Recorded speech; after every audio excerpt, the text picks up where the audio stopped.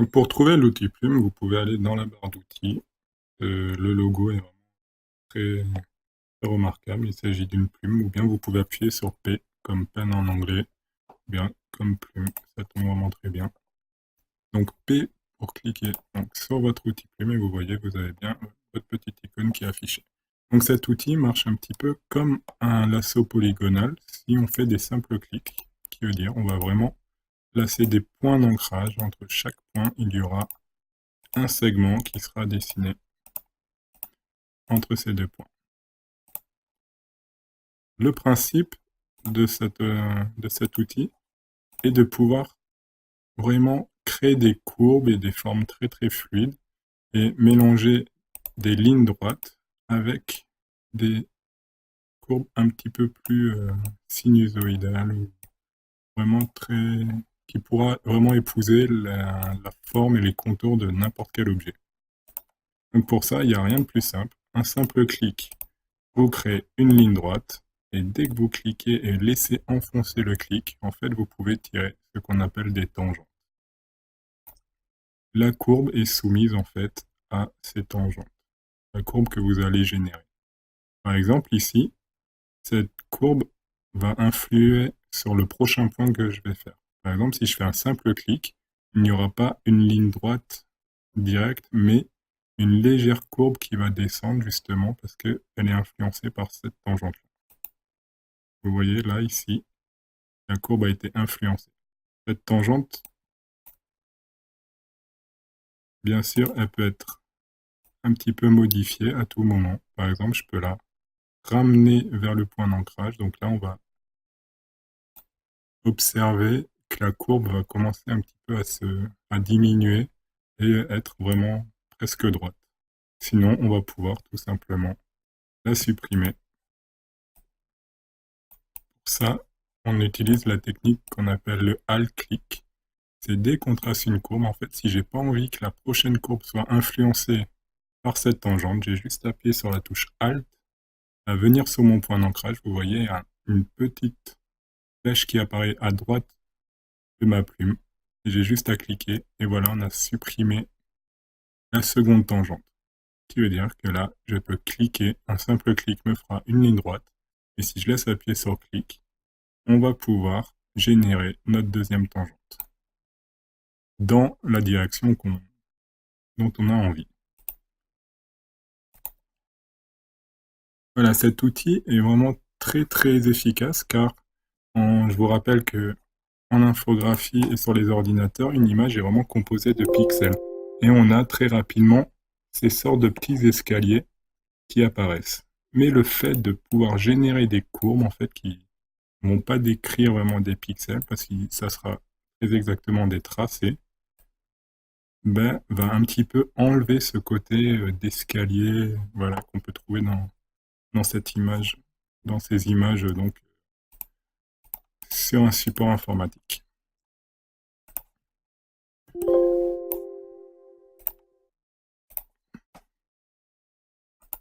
Donc on a vu qu'un simple clic faisait une ligne droite.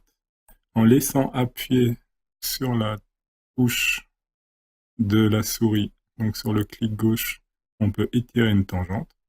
On a vu qu'en appuyant sur Alt, on supprime la seconde tangente qui va nous permettre de recréer donc une nouvelle courbe qui ira soit dans une autre direction, soit qui suivra toujours la courbe, mais ça c'est plus simple. Donc si vous gardez la seconde tangente, vous aurez directement l'influence de ce point d'ancrage sur la deuxième courbe, donc ça sera beaucoup plus fluide. Et on peut donc étirer, et en laissant appuyer sur la touche Alt, en fait, on peut donner un autre sens à la seconde tangente. Donc à la place de supprimer la tangente, on peut tout de suite donner un autre axe, donc dans lequel va partir la courbe. Par exemple, si je clique ici, il n'y aura pas une ligne droite, vu que je n'ai pas supprimé la seconde tangente. La courbe ne va pas descendre, vu que j'ai changé la direction de la tangente.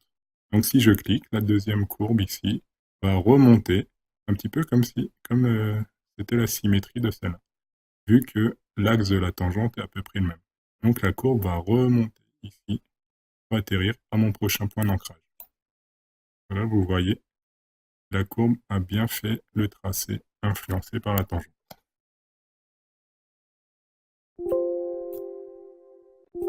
Donc dans un premier temps, on va voir comment détourer cette étoile, donc avec des lignes simples. Donc pour ça, rien de plus simple, il suffit donc, comme on a vu, de faire juste des simples clics sur les différents points, les différents coins et angles de cette étoile.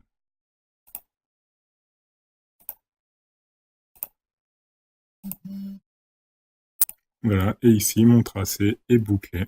Vous voyez qu'à la fin, c'est comme le lasso. Si je veux terminer mon tracé, on peut voir qu'il y a une petite boucle qui apparaît à droite donc de mon outil plume. Et dès que je clique dessus, mon tracé est fermé et je n'interviens plus dessus. Donc ce tracé est vraiment bien droit, justement, vu qu'on a fait juste des simples clics à chaque fois.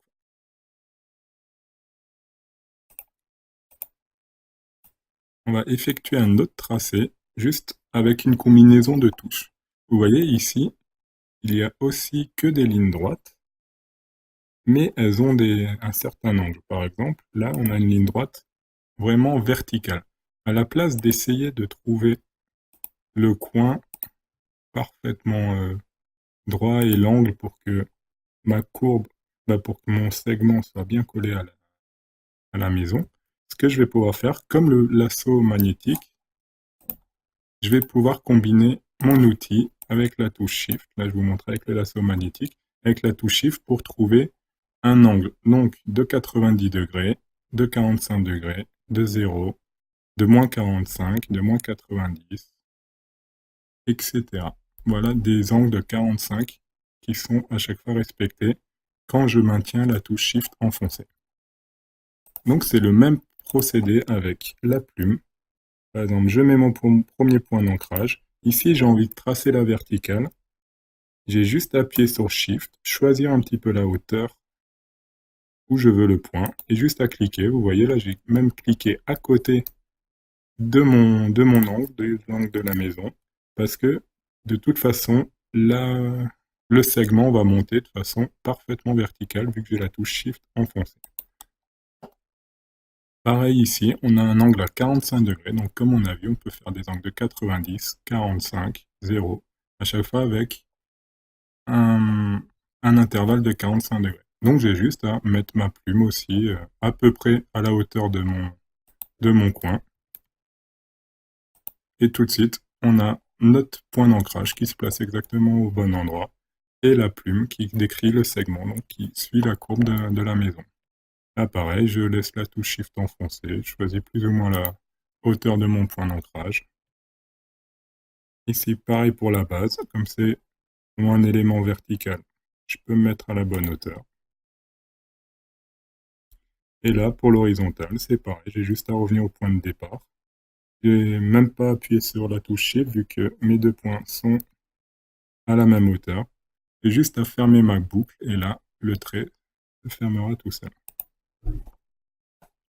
Voilà, et j'ai bien décrit donc cette forme juste avec des angles bien définis. Donc si vous avez des angles bien verticaux, des angles verticaux, horizontaux ou en diagonale mais avec un angle de 45 degrés, n'oubliez pas de faire la combinaison avec la touche Shift pour bien pouvoir respecter ces angles et le contour de votre forme.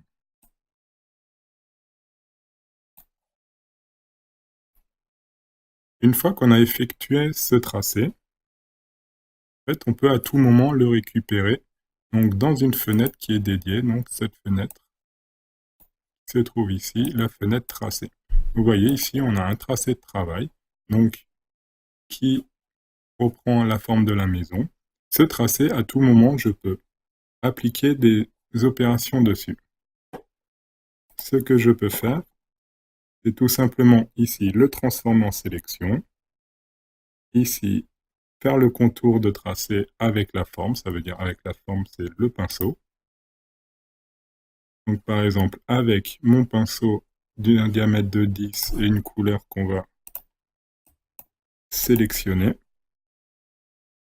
je vais pouvoir tracer le contour de mon tracé. Donc vous voyez que mon tracé reprenait la forme de la maison.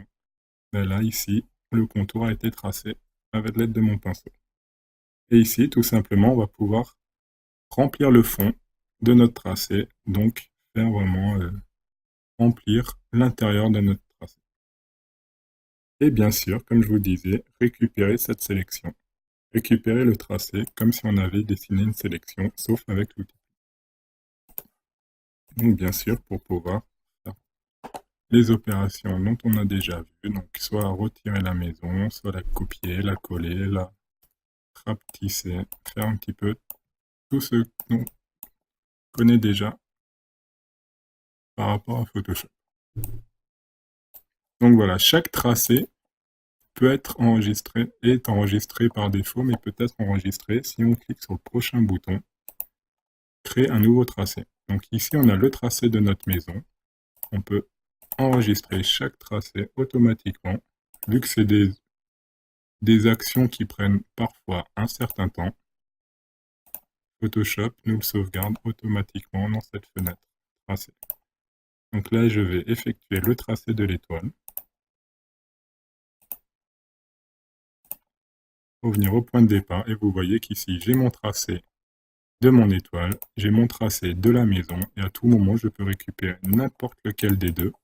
Même si je désélectionne tout, je peux prendre mon tracé de la maison, décider de le récupérer en sélection. Donc ici, par exemple, on va changer la couleur de la maison. Après, passer sur mon étoile, récupérer mon tracé d'étoile comme une sélection. Et pareil, on va juste changer la teinte de notre étoile. Voilà pour les différentes options qu'on peut faire avec l'outil plume et la fenêtre tracée. On va voir comment utiliser cet outil plume vraiment dans tout son intérêt, à savoir mélanger des courbes et des lignes droites. Donc par exemple ici, nous avons une certaine forme, donc où j'ai matérialisé les points d'ancrage par des petits ronds jaunes et les segments qu'on va tracer par une courbe rouge. Donc à chaque fois, on peut cliquer sur nos points d'ancrage, donc des simples clics quand il s'agit de lignes droites, donc juste des simples clics. Et ici, on va laisser appuyer sur notre clic et on va étirer notre courbe. On va étirer notre courbe et on va la faire revenir jusqu'à qu'elle épouse parfaitement la forme de notre modèle, donc de notre repère rouge ici. Là, ça suit bien la forme.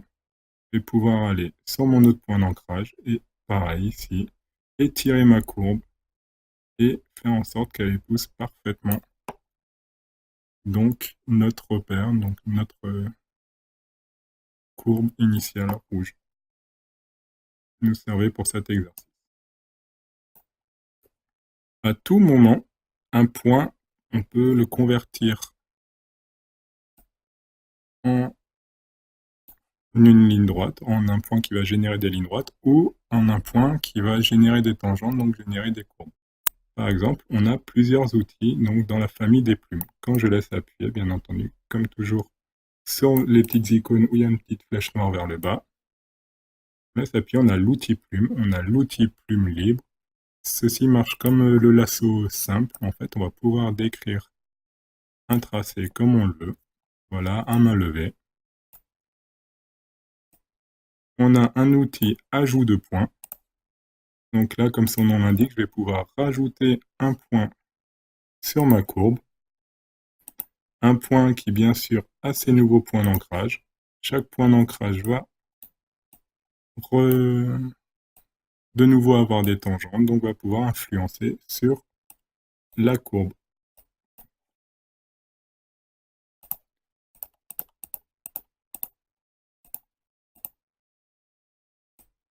On a juste en dessous l'opposé, donc la suppression de points d'ancrage. Donc je me place sur un point d'ancrage, vous voyez que j'ai la petite flèche avec un petit moins à côté. J'ai juste à cliquer, là on a supprimé ce point jaune ici, ce point d'ancrage. Et la courbe vient de ce point d'ancrage pour finir sur le dernier point d'ancrage de la courbe. Et à tout moment, donc, je peux reprendre mon outil ajout de points. Vous voyez, j'ai un petit plus qui apparaît. Je peux reprendre mon point d'ancrage et je vais tout simplement replacer mon élément sur le point d'ancrage et retirer mes tangentes comme elles étaient pour retrouver ma forme et ma courbe rouge. Le dernier outil donc, de ce menu de plume est l'outil de conversion de points. Cet outil peut être assez pratique si on clique un peu trop rapidement et qu'on forme des points, donc comme ici, qui génèrent des lignes droites, ou tout simplement si on a laissé traîner le clic, ou si une courbe en fait un objet nous semblait un peu courbé, en fait, quand on s'aperçoit que c'est plus une ligne droite, on va pouvoir tout simplement enlever ces tangentes pour le convertir en un point qui va générer juste des lignes droites. Par exemple, ici, on a donc ce point. Vous voyez, c'était juste des simples clics. Donc, on a bien deux lignes droites qui en échappent. J'ai juste à cliquer dessus donc avec mon outil de conversion de points. Et en laissant cliquer, je peux générer des tangentes. Voilà, ça, je peux le faire sur n'importe quel point. Donc, des points qui servaient juste à faire des lignes droites ou des points qui servaient à faire des courbes. Je peux cliquer et nous avons les tangentes qui disparaissent et des lignes droites qui apparaissent. Et ça, je peux à tout moment revenir en arrière pour regagner mes tangentes, pour regagner mes points d'ancrage. Simple. Par exemple, sur le tracé de l'étoile, on a fait juste des formes simples. Vous voyez, on a juste fait des simples clics, ça forme des lignes droites. À tout moment, si je convertis mes points, je vais pouvoir donner une autre forme à cette étoile. Donc des formes avec des tangentes. Donc un petit peu plus courbées. Et voilà. Et bien sûr, à tout moment, je peux recliquer sur mes objets, sur mes points d'ancrage. Et vous voyez que les lignes droites apparaissent tout simplement parce qu'on annule les effets de ces tangentes. Donc voilà pour l'outil de conversion de points.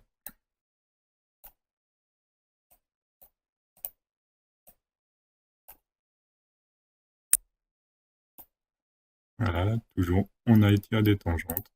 On peut les supprimer à tout moment avec ce nouvel outil.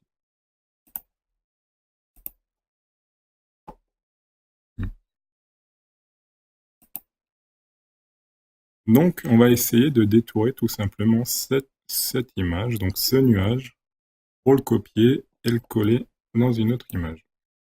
Donc, tout simplement l'isoler. Donc, pour ce faire, je vais utiliser la plume. Donc, mon outil plume simple, je vais juste faire un clic. Je vais faire une courbe donc, qui va épouser parfaitement la courbe de mon nuage. Donc, je peux étirer mes tangentes et rabattre ma courbe et faire en sorte que mon trait ici épouse parfaitement la forme de mon nuage. Ici, ce que je peux faire, c'est soit supprimer ma courbe, soit diminuer un petit peu la taille de ma tangente pour partir vraiment du même côté. Là, vous voyez, si je lâche et si j'annule pas cette tangente, ben, le prochain point d'ancrage que je vais mettre se trouve ici. La courbe va partir vers le bas vu qu'il subira l'influence de cette tangente ici. Donc si je clique, vous voyez, il y a une légère courbe vers le bas, ça ne va pas prendre la courbe vers le haut. Donc ce que je peux faire, c'est supprimer ma tangente et cliquer et réétirer une nouvelle tangente, l'étirer et faire en sorte qu'elle épouse parfaitement la forme de mon nuage. Ou bien ce que je peux faire, c'est tout simplement, comme je sais dans quel sens partir, je peux laisser appuyer sur la touche Alt et en fait, vous voyez là, je peux influer sur la deuxième tangente. Donc je vais la faire partir vers le haut pour que son influence va courber donc mon tracé vers le haut. Donc là, j'ai juste à cliquer, vous voyez que mon tracé est déjà un peu courbé vers le haut. Peut-être un peu trop. Je peux redescendre cette tangente qui était peut-être pas dans la bonne direction, mais qui était dans la bonne direction, mais de façon un petit peu trop violente. Donc je peux la rabaisser toujours, je peux toujours influer sur toutes les tangentes que je tire. Donc là, pareil, je vais faire mon point d'ancrage, ma tangente. Ici, je vais appuyer sur Alt pour faire partir ma tangente d'un autre côté. Ici, vous voyez un simple clic à passer directement la courbe sur le tracé de mon nuage. Un petit tracé. Et un tracé.